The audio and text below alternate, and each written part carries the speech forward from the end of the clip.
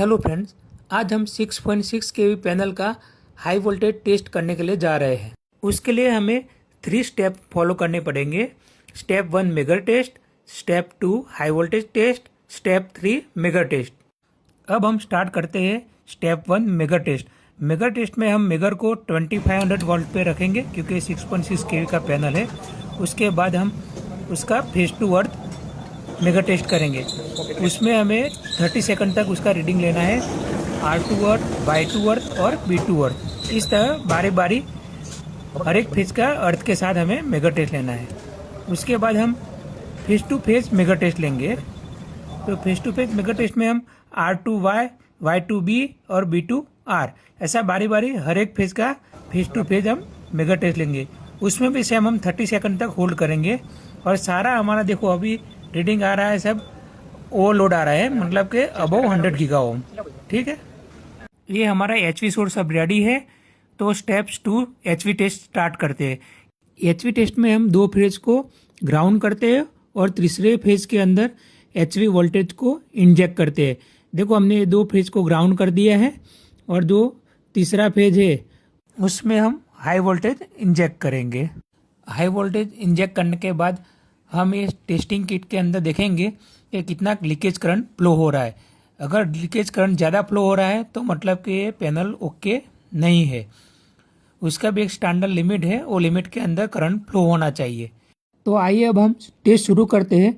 उसके पहले हमारा टेस्टिंग किट ठीक से काम कर रहा है कि नहीं कर रहा है उसका हम चेकिंग करेंगे।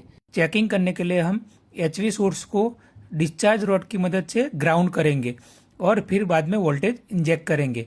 देखो हमने HV सोर्स को ग्राउंड कर दिया। ये देखो जैसे ही हमने HV किट ऑन किया तुरंत लीकेज करंट आने लगा 9 मिली एम्पियर, 12 मिली एम्पियर। देखो इसका मतलब हमारा टेस्टिंग किट सही काम कर रहा है। अब हम डिस्चार्ज रॉड को रिमूव करके टेस्टिंग शुरू करते हैं। ये हमने HV ऑन कर दिया। उसके बाद हम धीरे धीरे वोल्टेज को इंक्रीज करेंगे।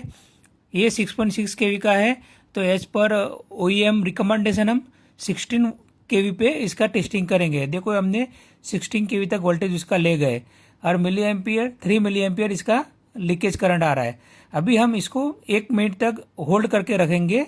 ये जो हमने 16 केवी वोल्टेज अप्लाई किया है, देखो ये हमने मोबाइल में टाइमर शुरू कर दिया है और देखो ये हमारा एक फेज में हाई वोल्टेज इंजेक्ट हो रहा है और बाकी के 2 फेज से ग्राउंड हो रहा है और 2.9 मिली एम्पियर जितना आ रहा है। देखो 1 मिनट हमारा हो गया। अब हम टेस्टिंग को स्टॉप करेंगे और वोल्टेज को डाउन कर देंगे। देखो ये 0 हो गया हमारा और मशीन को ऑफ कर दिया हमने।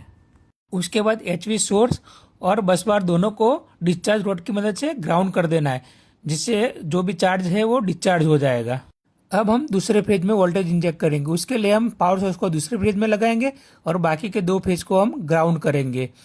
ऐसा हम 1 बाय 1 तीनों फेज में R, Y, B उसमें हम HV वोल्टेज को इंजेक्ट करेंगे और जो लीकेज करंट आ रहा है उसको मॉनिटर करेंगे। जब हम फेज चेंज करते हैं तो टच करने से पहले उसको डिस्चार्ज करना जरूरी है। अगर डिस्चार्ज नहीं किया तो हमें शॉक लग सकता है। तो डिस्चार्ज करने के बाद ही आपको फेज चेंज करना है। अब आपके दिमाग में एक क्वेश्चन आता होगा कि इसमें तो लीकेज करंट आ रहा है तो उसका मतलब ये पैनल सही है कि गलत है। तो आपकी जानकारी के लिए बता दूं कि लीकेज करंट तो आएगा लेकिन वो एक परमिसिबल लिमिट में रहेगा। वो लिमिट आपको OEM बता सकता है। अभी हम जिस बस बार का टेस्टिंग कर रहे हैं उसमें 1-1 मीटर का VCB वाला 10 कंपार्टमेंट है। तो OEM के हिसाब से हमारा पर कंपार्टमेंट 2 मिली एम्पियर से 3 मिली एम्पियर लीकेज करंट हो सकता है। तो हमारा 10 मीटर है, उसके हिसाब से हमारा 20 to 30 मिली एम्पियर तक अगर करंट उसके अंदर रहेगा तो एक्सेप्टेबल है। अभी हमारा लीकेज करंट 6.2 मिली एम्पियर आ रहा है जो 20 मिली एम्पियर से बहुत कम है, मतलब कि हमारा रिजल्ट बहुत अच्छा आ रहा है। अब हम स्टेप 3 मेगा टेस्ट करते हैं। जैसे हमने स्टेप 1 में मेगा टेस्ट किया था सेम मेगा टेस्ट स्टेप 3 में करना है। अभी आपके दिमाग में एक ख्याल आता होगा कि स्टेप 1 में तो हमने मेगा टेस्ट किया था तो ये दोबारा क्यों लेना है। तो उसका एक रीज़न है कि हमने स्टेप 2 में HV वोल्टेज इंजेक्ट किया तो वहाँ पे एक पॉसिबिलिटी है कि कहीं पे भी हमारा इंसुलेटर ब्रेक हो गया या कहीं पे भी हमारा कुछ भी मतलब इंसुलेशन मटेरियल वीक हो सकता है। तो वो हमें दोबारा क्रॉस वेरीफाई करना पड़ेगा। उसके लिए मेगर लेना ज़रूरी है। उससे अगर मेगर वैल्यू कम आता है तो हमें फिर वो आइडेंटिफाई करना पड़ेगा कौन सा इंसुलेटर या कहाँ पे हमारा वीक हुआ है, वो जानने के लिए मेगर टेस्ट कंपलसरी है। तो जो ये थर्ड टाइम हम मेगर टेस्ट ले रहे हैं उसका वैल्यू फर्स्ट वाले मेगर टेस्ट के जितना ही आना चाहिए। अगर उससे कुछ डाउन आ रहा है तो HV इंजेक्शन में कुछ डैमेज हुआ है तो हमें वो करेक्ट करना पड़ेगा, अदरवाइज ये हमारा HV टेस्ट खत्म हुआ।